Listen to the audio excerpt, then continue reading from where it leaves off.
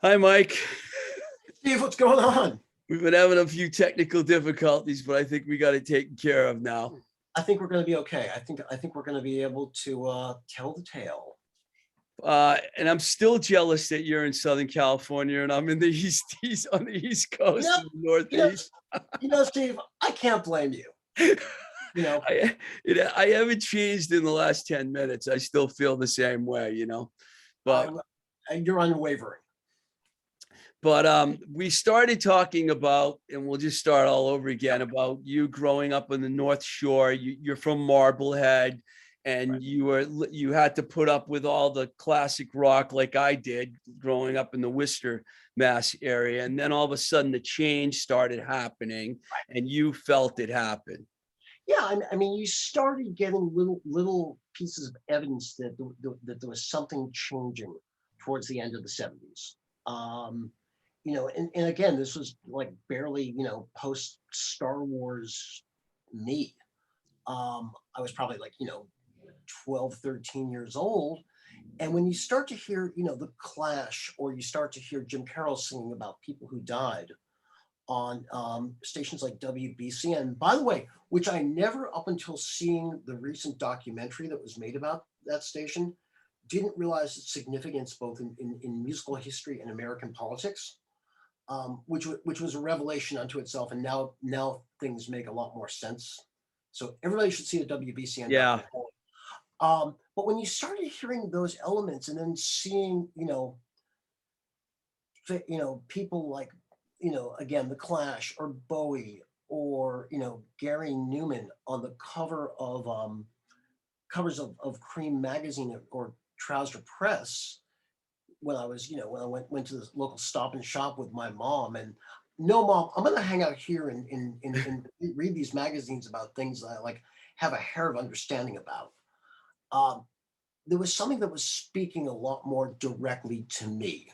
Wasn't sure what it was, but what I was starting to, but and I think this is one of the great things about growing up in the Boston area, is we had the right amount of great college radio stations, great commercial radio stations, a rich musical history, and a lot of record stores.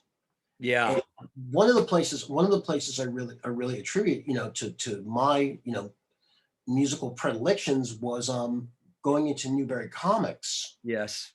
After like just as they were starting to sell records, because Newberry Comics, when it first opened on Newbury Street, literally just sold that comics. Mm-hmm. But you started going in there and seeing these very stark, very attention grabbing records, mostly 7 inches, with names of bands like Mission of Burma, or the Buzzcocks, or seeing LPs from the Dead Kennedys. I think that was the only one band where my parents ever raised an eyebrow. Yeah, that was a tough one, especially growing up in Massachusetts.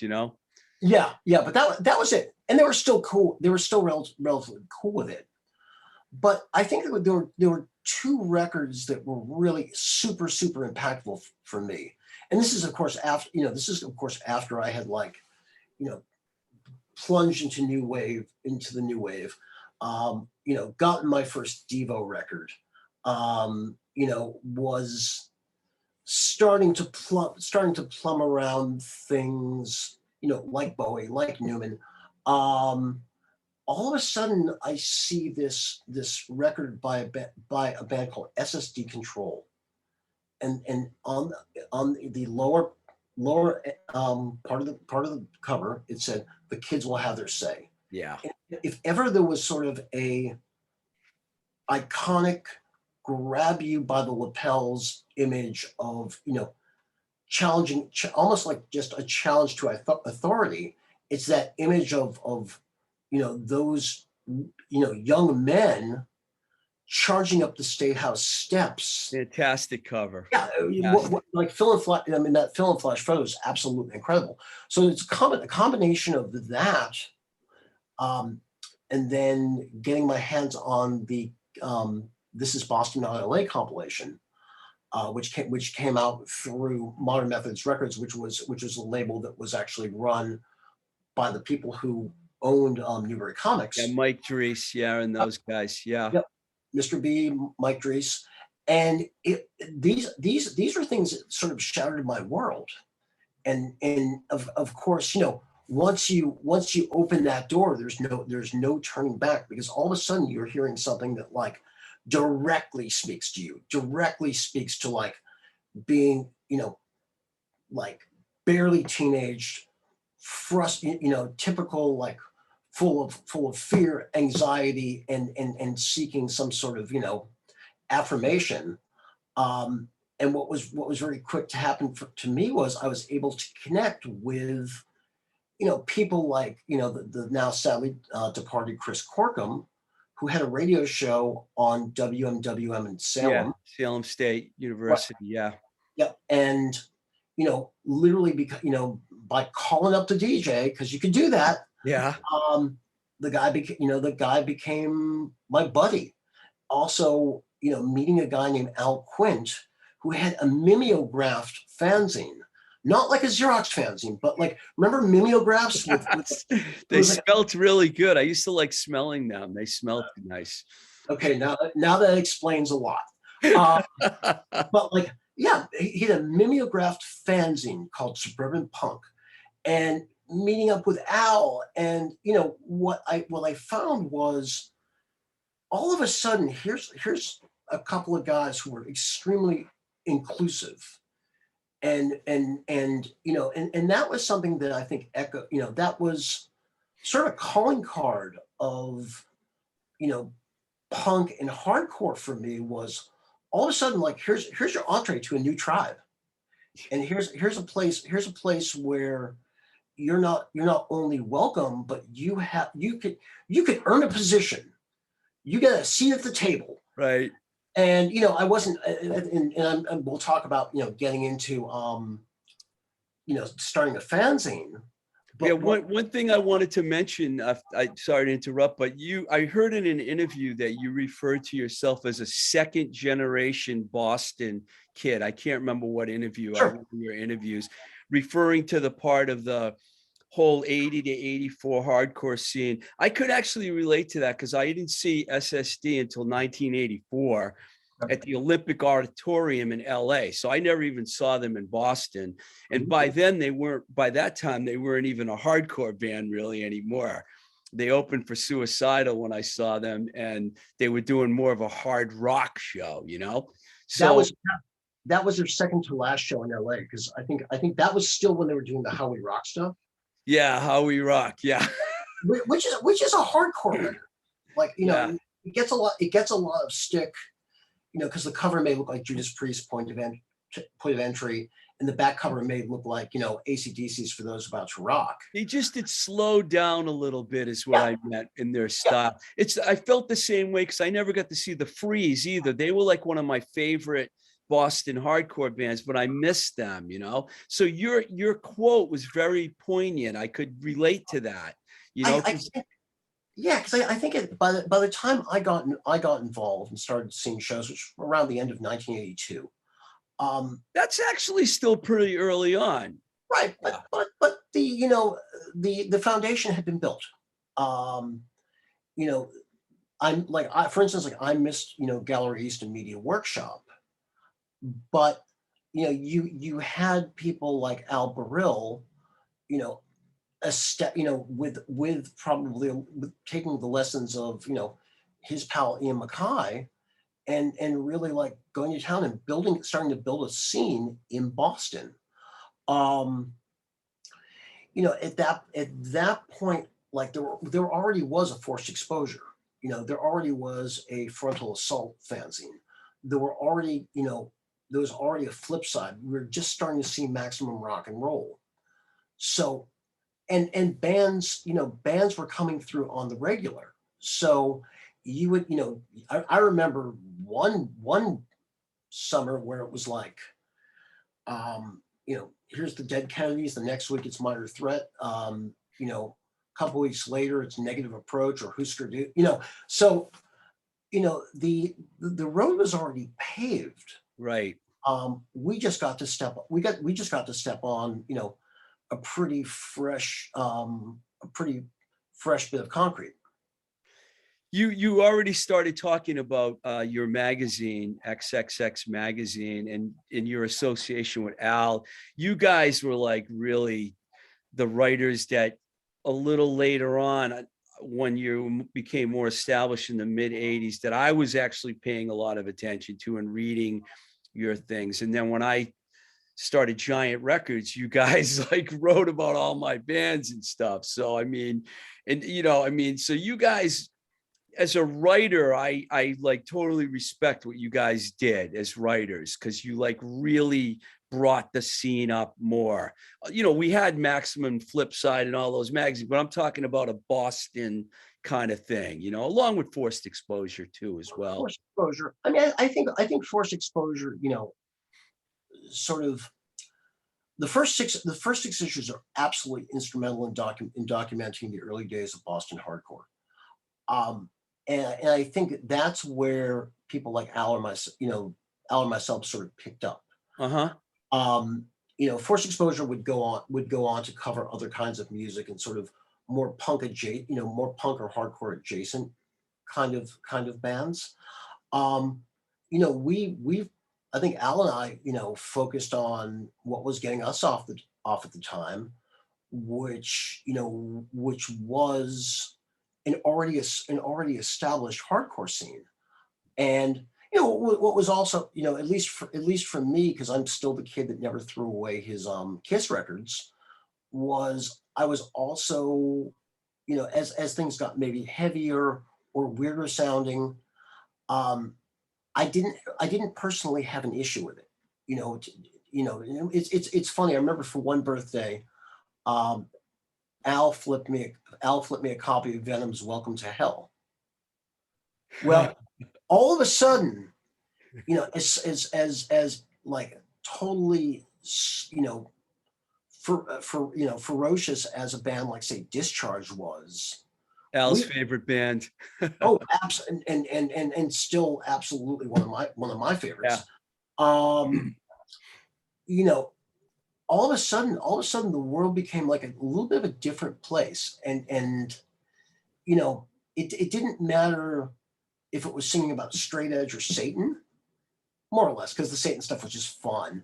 Um, but there was just this feeling and this aggression that really, you know, I really It was tapped into. crossover. Yeah, I felt that crossover yeah, too. 'Cause I worked at Metal Blade too, so I know the thrash bands and the hardcore bands. Wasn't really that much separation, you know. I not, mean, not, not really, and especially when you start getting into bands, you know, like Void or early Corrosion of Conformity or you know early DRI. Um, it's all feeding at the same trough. yeah, None of them threw away their Black Sabbath records. right. Um, I just happen to have a Black Sabbath shirt on today. It's total see, coincidence. I'm gonna keep it moving here because you started booking all Asia shows at TT the Bears, I believe, around the mid '80s, and you know, the bands that you were bringing in were a lot of bands that were interested to me because I became a huge Descendants fan because I had worked on that Enjoy record, you know, before you sent Doug Carey on to me looking right. for a new deal for Dag Nasty. I didn't really know Doug that well, but I worked on the Descendants record because it went through Enigma. You also sent me Pat Dubar, by the way. Thanks for that. You deserve A&R credits on some of those Giant records. Well, come on, that was like my first stab at like not just being curationist, but maybe you know unconsciously putting my toe in the A&R waters. Yeah, it's so you. I imagine the bands that you were booking at TT's during that time was putting these thoughts in your head about someday I might be able to sign bands and things. Was that going on with you at that time?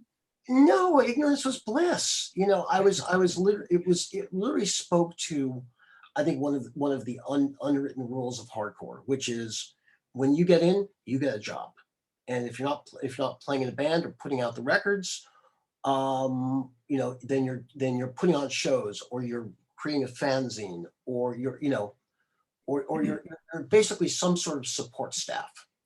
Um, so I don't know if it was necessarily like that preconceived. But I certainly, loved the idea of seeing a band like, the Descendants come to Boston. Yeah, those were all ages shows too. I didn't Right, mention that. right. They were all like when I was going to CBGB hardcore shows in New York in 87, 88, you were actually booking the same tours in Mhm, Boston pretty mhm. much. Yeah, I mean, that was about 1980, 86 to about 1988. Yeah. And part of it was just I wanted to see Blast play in Boston. You know, Yeah. um, You my booked my metal bands too, because I know you did like Nuclear Assault, Voivod, because I worked with Voivod too. Well, I didn't really work with them, but I was on the road with them because Damn the Machine and them did a tour right. together. And I so you I were definitely doing metal back then too, you know?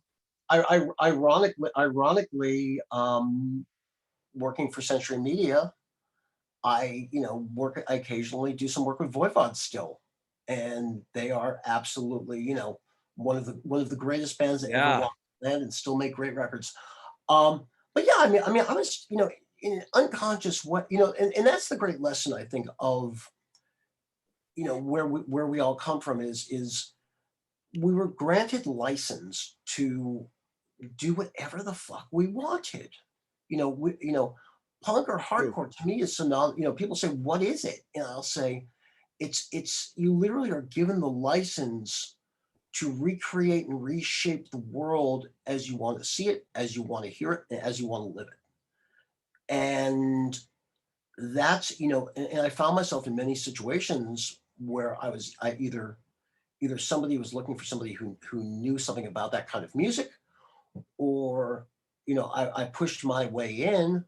But yeah, I was able to, I was able to book and promote shows in the Boston area, as well as having a fanzine. And at that point, I was also starting to write for other magazines. So what I didn't realize was at that point, m- I was my I was making my voice resonant, and starting to communicate with a lot of people, and really get involved with a lot of music that I loved. Yeah, and it was also a couple of years after that, and I have to talk about this. You formed the band Apology, Yes, I did. which had one release on Wishing Well Records, which I played a small hand in because the catalog number on the record is actually a Giant Records catalog number because of the deal that I did with Pat Dubar. What that was a pretty cool record. I actually playing a song on the show by off that record. Why Yeah. didn't you pursue that musicianship role more? It seemed like it was short-lived. Because I'm a horrible singer. We were a horrible Pass band. Me By is a good song though, dude. That's a good song. Okay, I can write one good song. Um, I mean, because it never felt for me. It never felt 100% sincere. And I think that's the reason. Even I kind of knew it at the time. Um, it was, Apology was me trying to emulate Dag Nasty, or sort of mid '80s era 7 Seconds or Articles of Faith, um, and doing it with the wrong, probably not the right band, and not probably doing it for the right reasons. And I don't know. I figured out it pretty early on that I'm better on the other side of the desk Yeah, than I am. it was it's probably was a good idea for you to Stop. experiment. No, no, no. You said it. Stop But it. Dubar put the record out. So, I mean, it went well. I mean, for what you wanted to do, I I, mean, I had extremely tolerant friends. Um, I mean, the record apparently isn't that bad. no, Um, it's not bad at all, man. the, Seriously, if it was, I wouldn't have brought it up. I'm not trying to embarrass you or anything oh by God, bringing it up. yeah. I think it's a really cool thing. And I think, Um, and I think all of us who are in, who, as an A&R person, for a few decades later, um, having the experience of having been in a band, played shows, recorded records, you know, gone out of town, stepped on stage at CBGB's. It's an invaluable life skill that basically shows you, you know, what some of the challenges are, both, you know, from a material point of view as well as from a psychological point of view in working with musicians. Yeah, I think it's smart that you did it. I'm gonna keep moving here. I know you ended a few years later, you ended up at Atlantic where you signed Bad Religion, Jawbox Civ, a lot of bands. The one I want to talk about is Bad Religion because I remember I had a meeting with Tom Zutat and John Kolodner at Geffen for a job when I just started working at A&M, and they told me, "We'll give you a job if you can get us Fugazi or Bad Religion." And I walked out of there thinking those bands are never going to sign with a major label. You know, this is before you signed Bad Religion. You know, Fugazi never did. How did that whole deal come together? Because I think that is a really important deal in the history of the whole punk. A band like Bad Religion ending up on a major was really, I think it's fantastic. I mean, I also think signing Jawbox just a few months before that, you know, if not personally, at least within that scene, sort of set the tone that it was acceptable True. Yeah. for, you know, for bands to do deals with, you know, labels that weren't independent labels. With Bad Religion, I forget how we caught wind that they were looking, you know, they were looking for another home. If I'm to sort of remember it and understand it correctly, you know, there was sort of a dual purpose to it. I think on one hand, you know, the band wanted to see what life was like outside of Epitaph, and I think Epitaph, you know, probably needed to have the latitude of not having to be completely attentive to Bad Religion, so they could focus on some of their other bands, you know, and which ultimately led to the success of The Offspring, which was major, you know, Yeah. Pennywise, NoFX, Rancid, which all of which completely like re-sparked punk in, you know, That's in why I think it was a pivotal signing because Mhm. it kind of came at a time that then punk became more mainstream Right, after that.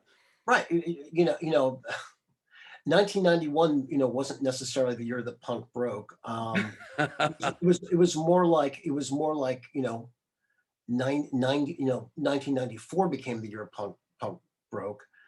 You know, don't forget, you know, Green Day had a major, you know, contribution to all of that. Yes. Um, you know, and I think what happened was, well, just to back up, you know, how that signing come together. We had caught wind that they were looking for another home, or at least to you know, did put their, you know, get their feet wet outside of Epitaph. Um, we, you know, I knew the band. I had seen them play, you know, what I believe was their first East Coast tour when they came Brian was through. there at this point too, right? Brian, No, yeah. no, Oh, he wasn't there no. yet. It was Brett was still playing. Brett Okay. was playing guitar. Um, no, and I had, you know, become friendly with them. I had interviewed them for Kerrang when I was writing for Kerrang, and you know, I became a fan. Yeah. You know, I had heard the How Can Hell Be Any Worse record, you know, many years before, and wasn't sure what to think of Into the Unknown, which, by the way, I think is an incredible record in intent, and that's a whole other podcast worth of discussion.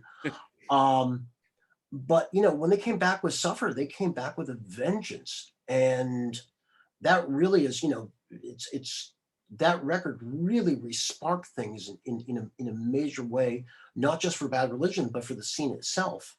So it was actually very simple. You know, it also didn't hurt that my boss at the time was Danny Goldberg, Okay. who, So I was thinking it was Jason Flom that you had to go to, but it was um, Danny. well, Jason, I mean, I basically worked with the both of them in tandem.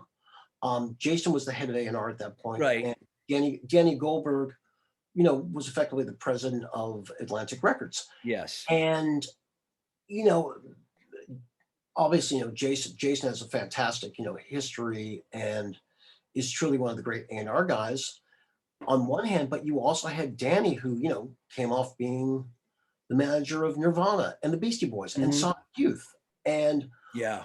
understood, not just independent culture, but the culture of hard rock, from his time being a publicist for Led Zeppelin. You don't get much cooler than that. No. So I think it was a typical case of they felt comfortable with us. They felt like they had a friend and ally in myself. They had the attention and admiration of the man in charge, and it was I think an easy. Once they committed to make that decision, I think they felt like it was the right place. And look, we had you know, a great deal of success with our first release with them, which was reissuing the Recipe for Hate record. Had what ultimately became a gold record with Stranger Than Fiction. Now, about that point, Gold, huh? Wow, I didn't realize they had a yeah, gold record. and Wow. I want to say that record's gone platinum by now. Wow. Yeah, it became their commercial breakthrough record.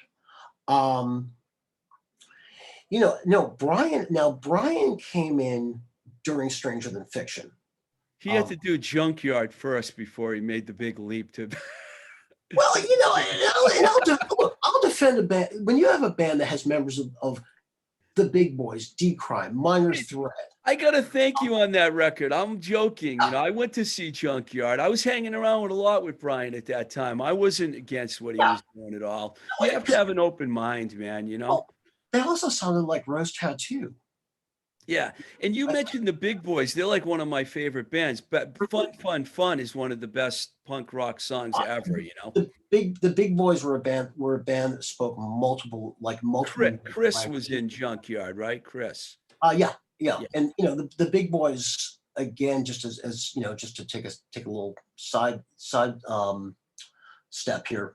We're a band that I think in a lot of ways gave the scene license to be different. License to funk out or be Yeah. or They were awesome. yeah, or be angular or whatever. Um, so at that around slightly before the release of Stranger Than Fiction, if memory serves, Brett parted ways with Bad Religion. He had I think at the time he felt that his calling was to oversee and focus on Epitaph, which left them going, who do we get? And I think one name that may have come up was Frank Agnew, because Agent Orange? uh, adolescence. Adolescence. I'm sorry. Yes, yes. I think Frank was somebody who came up, but I know Brian had been repeatedly saying to Hetson, "Hey, if Brett ever quits," or and conversely saying to Brett, "Hey, if Hetson ever quits." So he had his thumb in there, and I think I He's was a I was smart guy, Brian Baker. yeah, I was a part of a small chorus of people who were, I remember having the conversation with Jay Bentley, and he's like, yeah, maybe Junkyard, and I'm like, man, you don't get a more vetted, or just straight up better, guitar player than Brian Baker. Fantastic. And Fantastic. and obviously you and I can go on a 3 hour deep dive into Dag, the intricacies, subtleties of Dag Nasty, particularly the Field Day record. But honestly, Brian was the right guy for the job. I was at what I believe was his second rehearsal with them, and he literally walked in, played 20 songs flawlessly. I believe it. I Yeah, believe it. and then exclaimed, "Yeah, some of these I don't even really know that well." Well, you just aced it. So, um, Um, I'm gonna keep moving here. Another please label do. we have in common is Roadrunner, where you started Mhm. working. I don't know, around 2000. When did you start working at Roadrunner? 1997. 97. You signed Yeah. a bunch of bands there too. Yeah. Kill Switch Engage, Hate Breed, Black Label Society, and many others. How long were you with Roadrunner for? You were with them for a long time. 12 years, Wow. which, and Roadrunner for me, and I think for a lot of people, was really heavy metal Camelot. There will never be a label like it again. It was the right perfect storm of personalities, the ambition of Case Wessels, the know-how of the team that was assembled, which includes people like Monty Connor, Jonas Naxon, um, Ron Berman, um, myself, and a lot of people who have had very long and still active careers, in the business. Um, and it was the right international setup that not only could sign and succeed, with bands, with bands that already, had some, well, it developed some amazing talent, and a lot of that falls to Monty with the likes of Sepultura, Fear Factory, Machine Head, uh, Obituary, Deicide. His career and his Discogs listing is enormous.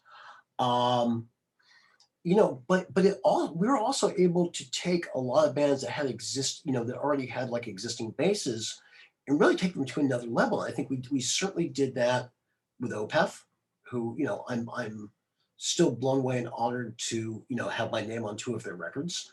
Um, Cradle of Filth, who had their biggest record with us, with Nymphetamine, had, actual radio play and got nominated for a Grammy. Check that out. Working with Megadeth on the Endgame and United Abominations record was, both a blast because, and I loved working with Dave Mustaine. It was like, it was a crash course in working with somebody who, like regardless of what anybody has to say, Dave Mustaine will always be smarter than you. He will always have seen, everything, and nothing is going to sneak by that guy. Okay. And oh yeah, he's a monster musician, monster guitar player. And I'm very happy to have worked on two great Megadeth records. And it was also around that time, that was when Megadeth started to get back into arenas again Mhm. and get back to headlining festivals again. And so it was a real, career high point for them. So it was an honor, it was an honor to work with them. It was a great career move for you too, man. Definitely working there for You as know, long. here's the thing, man, and this is the way I look at it. Some of it is accumulated knowledge and experience, and I believe that luck exists, but luck is, preparation meeting opportunity. So I'm lucky in that way. And when something starts to blow up around you, and I have bands, um, even now, like Lorna Shore is a very good example of this, who are rapidly becoming much bigger than they were a few months ago. Century Media is where you are now for Right, our listeners that are wondering that. right. For They our friends, don't know that. right. Just in case you haven't caught that part, because we haven't talked about it yet.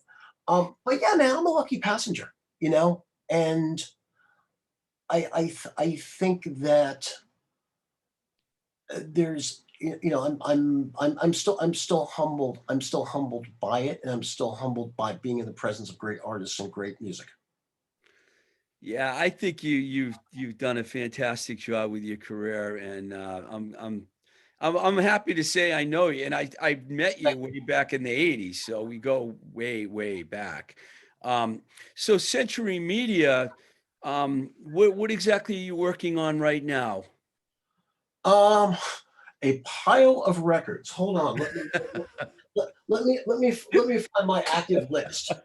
Um, No, I You're mean, A&R and all, you're the A&R guy for all these yes, bands? I'm the vice president of A&R here in North America, and I get to work with an incredible roster of artists. And I think that one thing that we've accomplished here at Century Media, in the past few years is I think with bands, be it, Lorna Shore, Frozen Soul, Imperial Triumphant, Enforced, Three Teeth, you know, the list goes Body Count, you're on. working with Body Count. Oh, Yeah. we're gonna get to that. You know, we have one of the best young and vital rosters, I think, of any label out there. But what conversely, being able to work with a band like Body Count, happy birthday Ice T, it's his birthday today. Oh, Uh, nice. yeah, and Legend, real legend. absolutely, and be around them at a point when their career, they've never been better as a band. They've never been making, they've never made better records than now. Like they're, as legendary as they are, the legend is still being defined. And when the song Bum Rush won a Grammy last year, I think we're all beside ourselves. Wow. I remember seeing Body Count at a Foundations convention way Out back there. in the early 90s one of those conference halls. That was the first time I saw them, and they blew everybody away at that. And that was in the early 90s. I mean, they were important then, um, and look, they're important now. And I think that's the measure of, I think, of Ice's body of work, and also of the importance of the cultural importance of that band. And he's a pretty good actor too, man. I have to say, every Hey now man, and then I see Law and Order. That's the show he's on, right? I'm talking about Johnny Mnemonic, dude. Okay, Longo is cool. Give me Robert Longo's Johnny Mnemonic. There you go. There you go, man. Or Surviving the Game, or New Jack City. Oh, you know it all, man. Okay. You know the whole discography, acting. That's great, man. And that was even before I started working with the guy. Before I let you go, I just got to ask you a question. I'm into lists, and I always have to ask somebody about their favorites. Give me your top 5 all-time favorite bands, man. It doesn't have to be bands you worked with, just bands that I know you're going to say some old bands, new band. You might even surprise us, but just lay them out there for us. I can't limit it to 5 bands, but I will try to keep it as concise as possible. Go over 5. We got an extra minute or two. Sure. I mean, for galvanizing and changing my life, SSD Control, because they showed, Al was our local, the local chapter head of you can change and fuck up your own world in a massive way. Black Flag, who changed everything. Metallica, who changed everything. Voivod, because they're Really nice. Oh God, yeah. Voivod is all. I mean, their catalog is largely bulletproof, and they're still pushing into the outer limits per se. Yeah. Good You know, one. but also, I mean, also, Nick Cave, Nina Simone, you know, Bob Mould, Husker Du, Minor Threat, Fugazi, like, I think the title of the, Public Enemy, I know you want to say Descendants and Tag Nasty too. Descendants, Dag Nasty, Corrosion of Conformity. Yeah. The list goes on, and I think you sum it up at, the title of Michael Azerrad's book, Our Band Could Be Your Life, kind of sums it up. And I don't, at this point, this many years later, oh, and there's all the other bands I've worked with, be it, Killswitch Engage and Opeth and Body Count, Megadeth, Bad Religion, Jawbox. Um, I'm You're an encyclopedia, man, of bands. I'm a log jam. I'm a log jam of mental information. I would love to And have you and Al Quinton this on the same show talking for about 5 hours. That would be very entertaining. oh yeah, there's, believe me, I have friends as nerdy as I am. And those conversations that should actually some even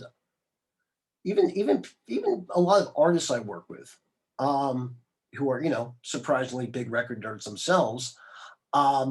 There's conversations that I've literally been standing in a car park, for what I thought was going to be like a 5-minute conversation that turned into a 4-hour conversation that, ended up at 2 a.m, still ruminating over Finnish hardcore. We And picked a great love, music is our love, man. I'm like you, man. My whole life has been music, and we picked something that just can't be beat, man, and well, it's not just music. You know what I mean? It meant a lot more to us. yeah, it's our life. It's my life. I married the music industry. Basically, I'm still doing this now because I can't give it up, man, because I love it. And I know you've been around for a long time doing the same thing. And I'm jealous that you're A, in California, and B, still working at a record label. So take that. I'm gonna leave on that note. But I love you, but I'm jealous of you. Don't be look, you know what, we all have our own, joy, our own joys and disappointments. But at the same time, man, again, preparation meets opportunity, meets accumulated wisdom, and here we are. And the best part is we're still having the conversation, what, 30 years later? More than that for some of us. Well, I got yeah, a couple years on you and I'm talking about you and I. Oh yeah. Hey man, thanks a lot, Mike. I really appreciate this a lot. Steve, thank you so much. I wish you the best, man. Right back at you, brother.